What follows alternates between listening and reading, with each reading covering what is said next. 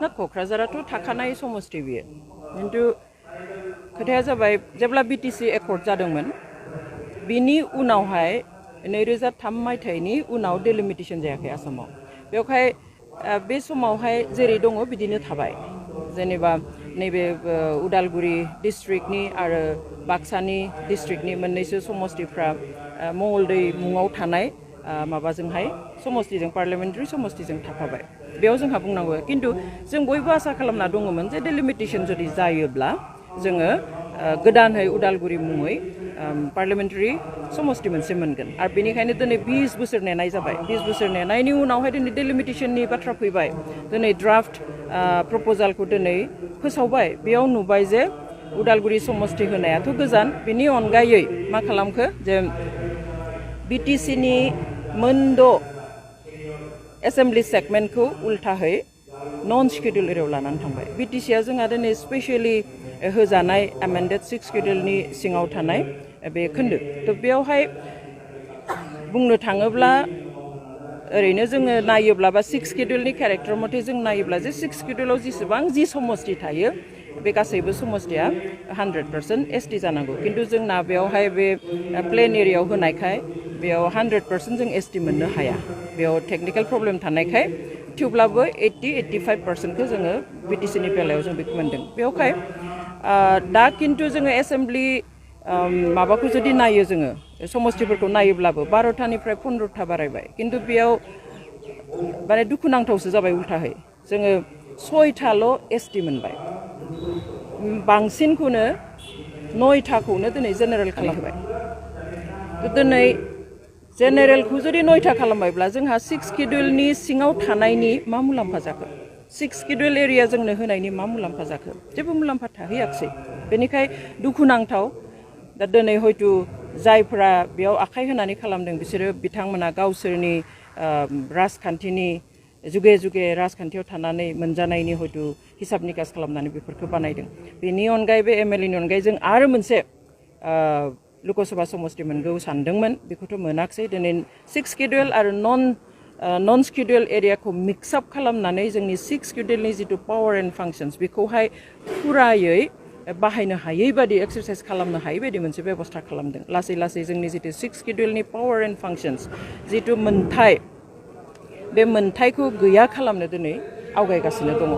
Politically बिराद मोजां षड़यन्त्र खालामनानै जोंखौ नाख्रेबगासिनो दङ जों जुदि दा मिन्थिया जों जुदि दा सिरि मोना जों जुदि दा कनसियास जाया सांग्रां जाया बेनि बागै जुदि गासैबो गसङा होमब्ला नैबे डेलिमिटेशनाव जुदि जोङो होबथानो हाया अब्ला हले जों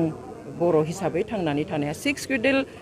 एरियायाव जुदिও थागोन अब्लाबो बे नामावसो थागोन किन्तु जों हारि हिसाबै थांनानै थाहैनायानो जोंहा गोब्राब जागोन माने बे डेलिमिटेशननि सायाव मेमा बेखौ रायजोआसो जांख्रिखांनाय खामानि मावनो गोनां जाबाय बेखौ एक्चुअलि रुलिं सरकारा मावनांगौमोन रायजोनि पाब्लिकनि खामानिमोन बियो ना रुलिं सरकाराथ' बेखौ बुंखानो नांगौमोन खारन जों मिथिगौ जदिও बुंदों जे इलेक्शन कमिशन अफ इन्डिया बेखौ बानायदों किन्तु इलेक्शन कमिशन अफ इन्डिया दिल्लीयाव जिरायनानैहाय बेखौथ' आरो ओजों बानायनाय गासैनिफ्रायबो माबा लायो दा दिनै जों बे कमिटिफोरावबो एमएलए एमपि बेफोरखौ जोङो लानाय नुवाखै नैबेनि खेबावहाय थ' बे बेलायाव गभर्नमेन्टनिफ्रायनो साजेसना थांदों डेफिनेटलि खारन जोङो आसामनि chief minister doctor Himanta Biswa शर्माखौ अपेनलि बुंनाय खोनाबाय जे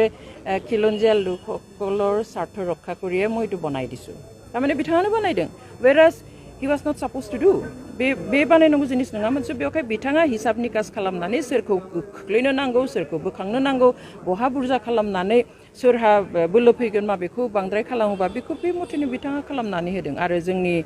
बिटिसिनि सरकाराथ' कलिशनाव दङ स्टेटआवबो बिटिसियावबो ओके डेफिनेटलि प्रब्लेम जागोन बेखौ जोंबो बुजिदों जदिও खालामनांगौमोन बेवहाय गसंथानांगौमोन राव होनांगौमोन थेवब्लाबो डेफिनेटलि कलिशनाव थानायखाय प्रब्लेम जादों थेवब्लाबो जों रायजो हिसाबैब्लाबो गुबुन संगठनब्लाबो गुबुन पार्टिब्लाबो रावबो बेखौहाय सिरियै गनायना लानायनि बाथ्रा गैया बेवहाय इन्डिजिनियास मानसिफोर बा थागिबि मानसिफोरखौ रैखाथि होनायनि जों जेबो नुहुरा नाथाय बे फिसा फिसा हारि जाति ट्राइबेलफोरखौहाय धंस खालामनाय गैया खालामनाय बिसोरनि सायाव जुगे जुगे बोरैहाय सासन खालामनानै मोनजागोन बेनिसो मोनसे बेबस्था खालामखानायखौ जोङो नुदों मेमनाव लासैन्थि खालामो रायजो राजाफोरखौ माबायदि सांग्रांथि जानो थाखाय खावलायो मानो होनबा जोंनि बे बिटिआरनि मोनसे न'खर मोनसे फेमिलि हमना ला बे मोनसे फेमिलिखौ बेखौ मा बुङो? नङा आं सानो रायजो राजायाथ' सांग्रां मथा मथि दाथ' रायजो राजाया बुजिदों जुदिव रायजो राजाया डाइरेक्टहै मावनो हाया जों दा दिनै बेवहाय जिरायबाय गोबां संगठनफोर ज' जानानै बे गोबां संगठनफोरनि ज' जानानै जों सावरायनानै जोङो साजेसन एबा एडभाइसफोर होगोन इलेक्सन कमिसननो बेबादिहाय जोंहा पावारा बेखिनियानोल'सै